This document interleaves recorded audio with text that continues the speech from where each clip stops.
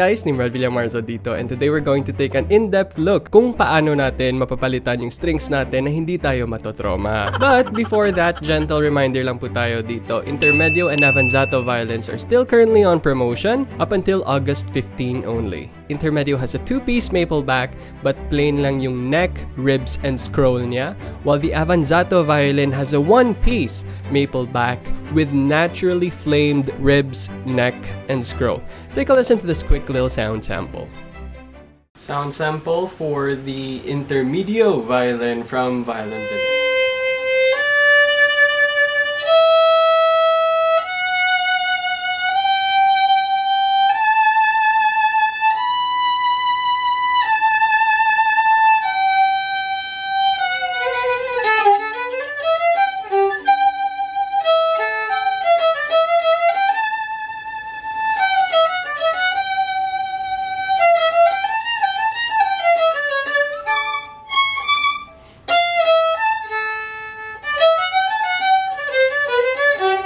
Sound sample for the Avanzato violin from Violin Village.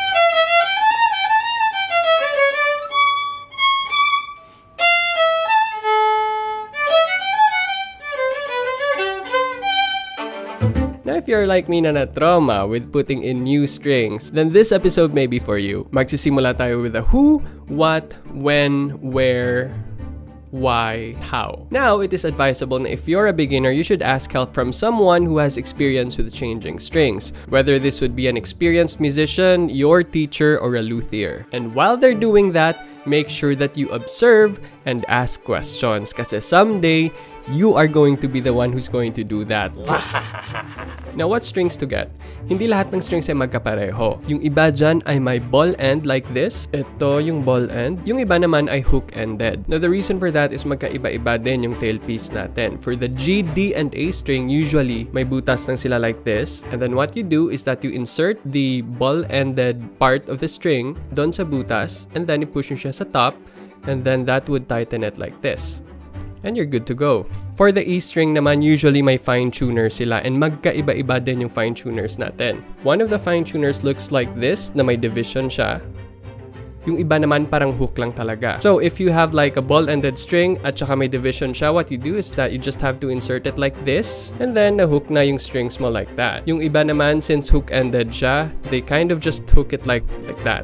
Wala akong hook-ended na string dito eh. But I think you can remove this one. Now, do you get synthetic strings or steel strings? It doesn't matter. Generally, when you buy strings, most of them have a ball end naman eh. Although, I recommend synthetic strings. Hehe. Now, when do you change strings? Pwede buwan-buwan, linggo-linggo, araw-araw, wow, mayaman. Pero ang most obvious reason dyan is if nag-break na yung strings mo. Or medyo manonotice mo na nag-unravel na yung winding sa strings mo. Or another reason is if parang dull na yung sound ng string mo. Now, where or which part of the violin do you focus your attention more when changing the strings? I really would recommend sa bridge. Make sure na hindi siya parang natutumba at saka straight pa rin siya. You can adjust it if needed. Now, why do you need to change strings? Like I said earlier, sometimes yung string mo ay magiging dull na yung sound niya. Hindi na siya kasing ringy like before. So if heavy player ka, say everyday ka nagpa-practice, at saka you're dealing with very difficult pieces, siguro in 3 to 4 months time, kailangan mo na talagang mag-change ng strings. But if hindi ka naman heavy player or nagpa-practice like 40 hours a day, siguro mga 6 months or so, pwede pa. So, here's how you change strings, coming right up.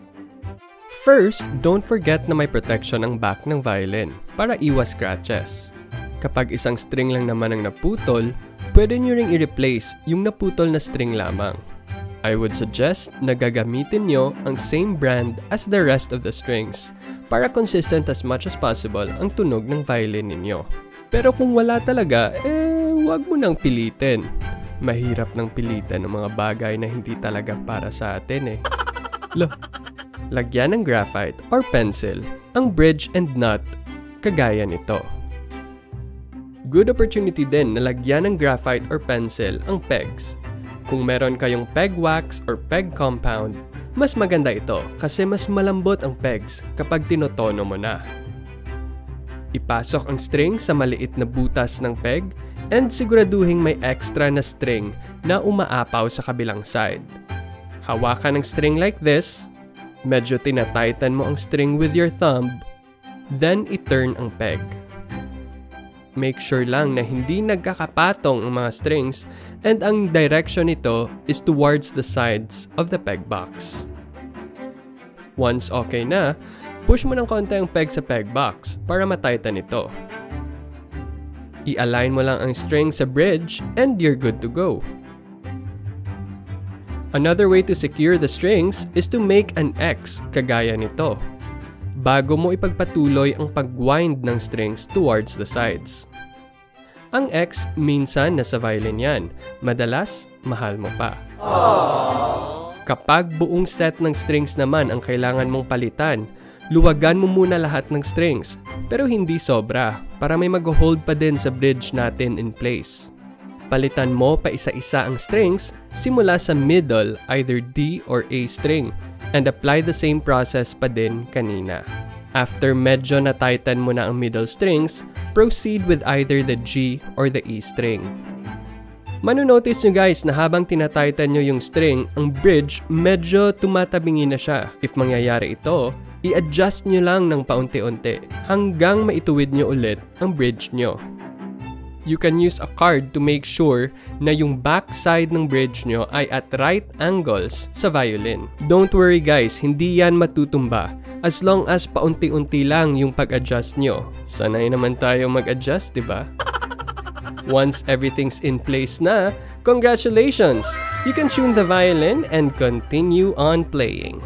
So I do hope that helped you guys out. Shout out to some of our viewers. Shout out to Dave Calungsod, who's been tuning in. To Ray Varevalo, hello. Anthony Buenavista, Christina Orpilia. We also have one from David Strong. He said, great presentation. All new and old fiddlers can learn from this. Thanks. David Strong is a violinist from California, and I actually got one of my very first violins when I was starting out from David. So David, thank you so much for tuning in. We also have one from Nancy Tolentino. Thank you so much. Satisfied si daughter. She loves her new violin. Maraming salamat, Nancy, and thank you so much for tuning in. Now guys, maraming salamat for all of your comments. If you have like suggestions or something that you'd like us to tackle in the future, you can comment it down below. And also you can follow me on my socials right here, and I'll see you on our next video. You guys keep safe and take care. Bye.